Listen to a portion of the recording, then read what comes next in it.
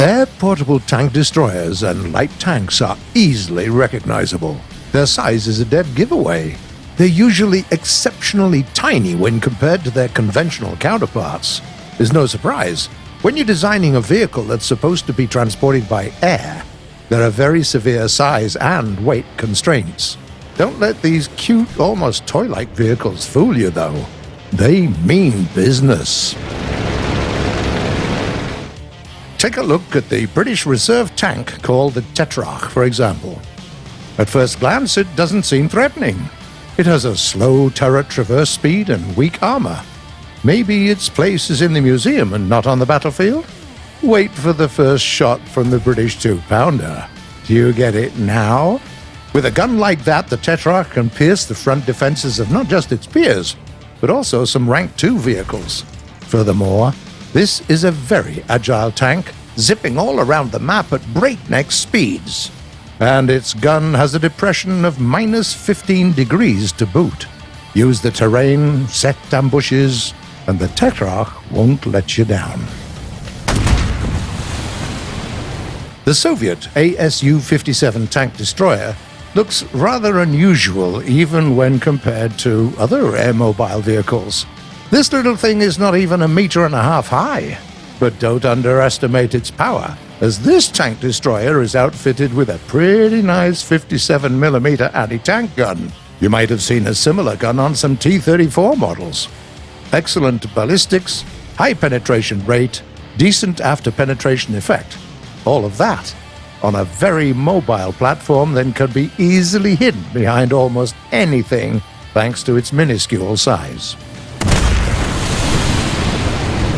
The successor of the ASU-57 design, the ASU-85, looks somewhat tougher thanks to its bigger size.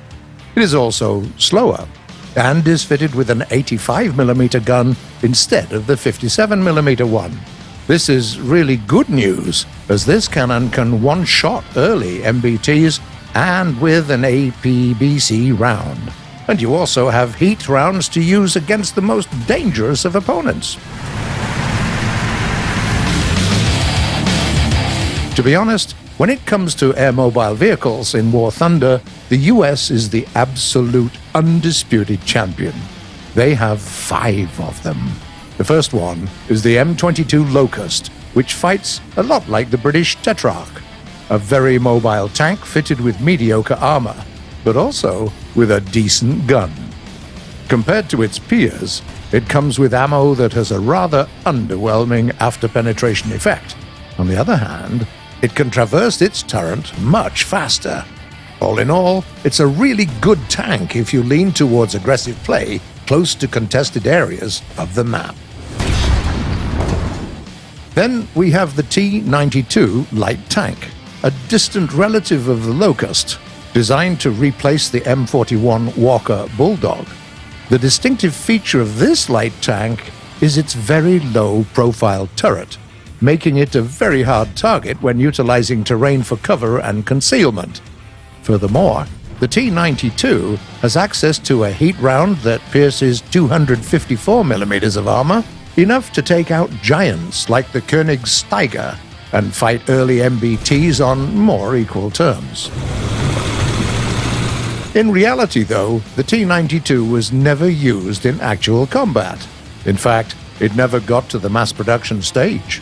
Its successor, the M551 Sheridan, was a completely different story.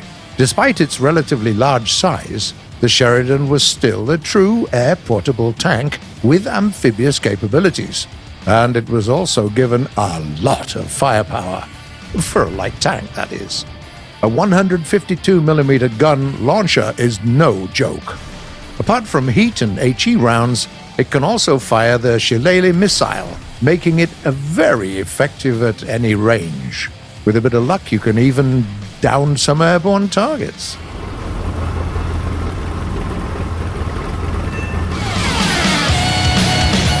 Americans also have 2 air-portable tank destroyers, the M50 and the M56, more widely known as the Ontos and the Scorpion.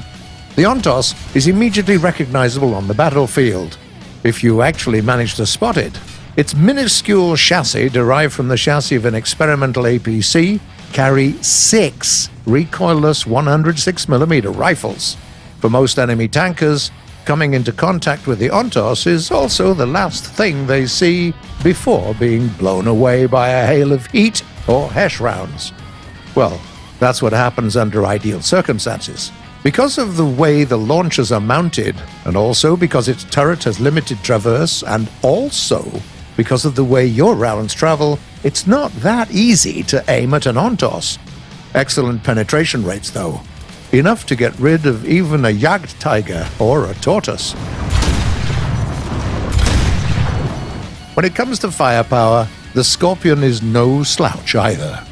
Obviously, it doesn't have 6 recoilless guns, but its classic 90mm cannon has enough punch to deal with even the heaviest of opponents.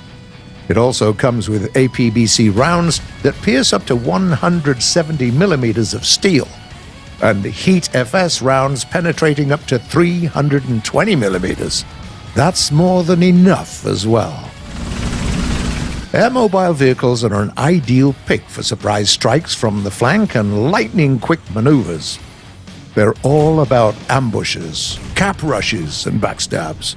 And with these kinds of tactics, their relatively weak armor means less than nothing. What are your favorite vehicles of this class? Come on, tell us in the comments below, please.